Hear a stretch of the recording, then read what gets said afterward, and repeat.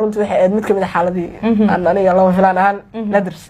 qofaan yani isagana i walaashanaya ama saaxiib iga dhiganaya anigana aan dareenkaa u qaaday waxaa dhici jirta marka mararka qaar maadaama uu u arkaynin inaan jeclahay inuu inta ii imaado idho tusaale adoo Faaduma isoo booqanayo asxaaba la moogta inuu dhaho Faaduma ka helay lambarkeeda iidkan oo adigana aad jeceshahay anigana aan jeclahay oodan u sheegay kan ku qasbanaa inaan lambarka geeyo lambarkaas inaan qoro ama ismadadaaliyo oon iraado lambarka ma hayo meelo kale aan soo marmaro iska suuragal waxaa dhici jirta mararka qaar in la dhihi jiray tusaale anigu gurigayga inta badan goob waxay dhalinyarada ay ku kulmaan oo dukaan yar xaafadda iga furnaa geed yar oo geedka jaceylka oo bersad yar waxaan lahaa intaan ubaxyo iyo wax ku soo sameeyo mararka qaar dadka raba inay kulmaan aan yani u diyaariyo marka mararka qaar waxaa dhici jirta xataa in la dhaho kulanka gurigaaga ka dhacay diyaari marka runtii waxay iska xaalad